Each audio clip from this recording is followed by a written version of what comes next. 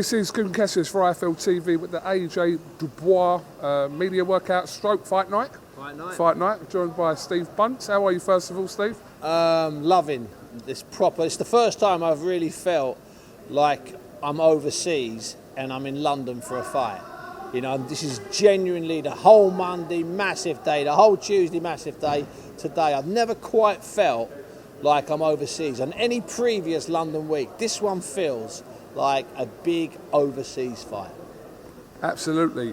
While these huge shows have been happening in Saudi Arabia, the gripe from kind of some of the UK fans were, you know, taking boxing kind of away from the country. So Riyadh season and Turkey Al Sheikh's answer to that is, all right, I'll tell you what, we'll come to Wembley. Yeah. But I had a couple of arguments with people telling me that, and I said, well, were you at the Dan Aziz Barazzi fight?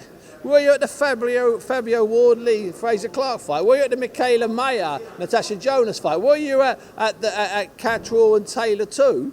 And they weren't. And they're great in any year, in any decade. And I always do this, Coog, you know that. In any year, in any decade, those 4 or 5 fights would have been great events. And we had those in the first 5 months of this year.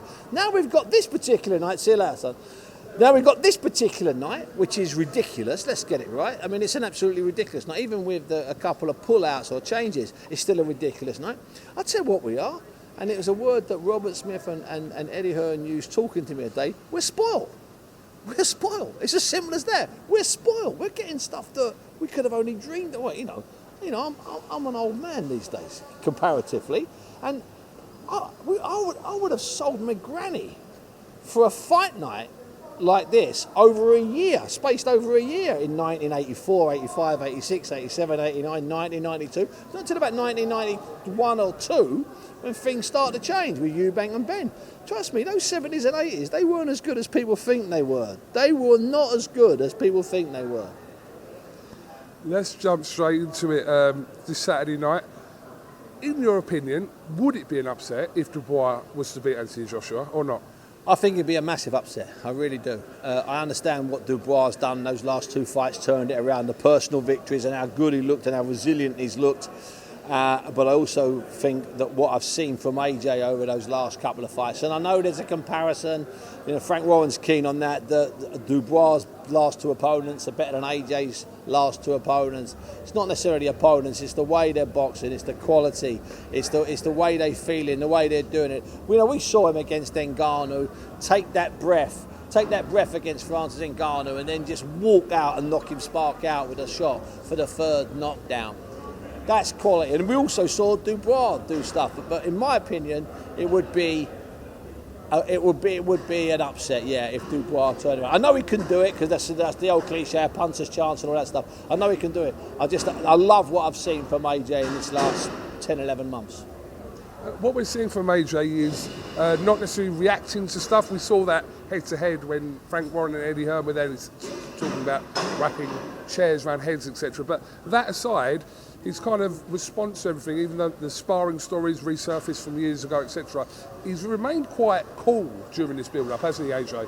I think he's got a calmness about him, almost like a serenity, Coog. I mean, he seems as relaxed as I've seen him and as focused as I've seen him and as nasty at the same time as I've seen him. I've done 2 interviews with him this week, BBC and TNT, and in both those interviews he's been a couple of different people. I've got to be absolutely honest with you. We did some social stuff for TNT and he was the different AJ. He was brilliant. He put his feet up, he was laughing, he was joking, he was fantastic. And then the BBC interview, he was serious, literally down the lens, even though it was only a microphone, and focusing completely. So we have seen several versions of him in 1.5 hour tape. We haven't even needed different days. Just talking about AJ, Andy.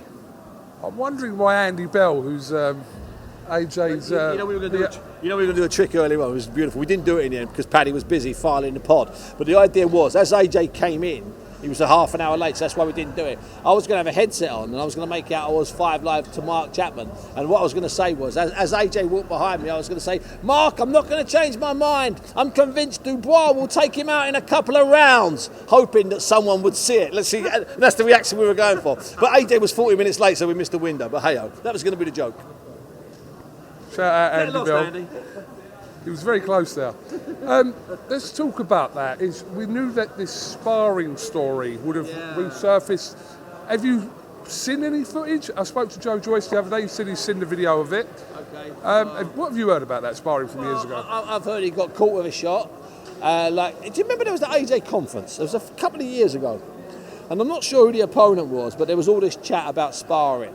And AJ got really annoyed at a press conference. And he said, let me just tell you about the sparring stories. David Price dropped me with a right hand. Said I've been hurt a few times by people. Okay, and I think there might have been about Dubois. My understanding was he was hurt, but he didn't go over. And he was genuinely hurt. AJ's disputing the version that was put out recently. By Anthony Fowler? Yeah, which was done on TalkSport. You know, AJ's disputing that version. He couldn't continue and they pulled him out the ring. He's disputing that version. They're big heavyweights. Big heavyweights hurt each other. Big heavyweights seldom knock each other out, though. Okay, let's get that right. They've got big old gloves on and they generally know each other. So, you know, was AJ hurt and caught? I don't doubt he was hurt and caught. There's no two ways about it. And we know he was dropped by David Price. David Price is not going to tell you that, but AJ has told us that. And there's no shame in that, by the way, because at the time it happened, Pricey was a lethal fighter, and Pricey was a lethal banger anyway, hit anybody in the chin. And I'm increasingly disliking sparring stories, and one of the reasons I'm increasingly disliking them is that so many sparring sessions are filmed now, whereas they were never filmed. You couldn't take pictures even before mobile phones. You couldn't take pictures. It was, you never could get a camera out in a gym. And one of the reasons I dislike the sparring stories is I've seen trainers jumping in the ring because their boxers dropped another boxer in sparring. That's just not what we are. We're better than that. You know, if someone's knocked someone out in sparring, it's happened and the rumours certainly circulate. But to put it up and celebrate it, I'm not a big fan of that, Kug. I'm not a big fan of that. Yeah, I mean, look, it's one of these situations that occurs every now and again with high-profile athletes that we hear bits and bobs. We never, unless you were in the gym, and there's only one person who really knows whether he was hurt genuinely, and that's AJ. Despite who was in the ring, but it's going to be irrelevant come Saturday night when these two clash at Wembley in front of 96,000 people. Yeah, it will be irrelevant, and I think I don't think AJ denies he was hurt. I think that was he stunned, was he hurt? It'd be any heavyweight who's sparred with another big punching heavyweight who says he wasn't hurt or stunned is lying. I mean, I think AJ will admit he was hurt in that. He was hurt in that round. He's hurt in that fight. I've never seen AJ deny. When you go back over a fight with him and say, you look like you were hurt. Of course I was hurt. I didn't know where I was. I was dropped. So AJ, I don't think AJ's afraid to say, yes, I was hurt, because he's also got massive testimony from dozens and dozens and dozens of boxers that can say, yeah, he hurt me. Yeah, that's why I was asleep on the floor for 4 minutes. Or as Robert Helenia said to me, I can't remember fighting him. That was about half an hour after he'd been knocked spark out, by the way, yeah. Okay, Steve, listen, we're going to let you get on with the rest of your night. The fight night hasn't concluded yet. I think we've got one more fight. We've got two more. We've got two more. Two more fights. I'm going to go and watch Adam Hamid now, yeah. Steve Bunce, thank you very much for talking to IFLTV, and we'll catch you again at some point this week, mate. You will, son. Thanks very much, Kug. Yeah, top boys. Yeah, lovely. Thanks, Steve.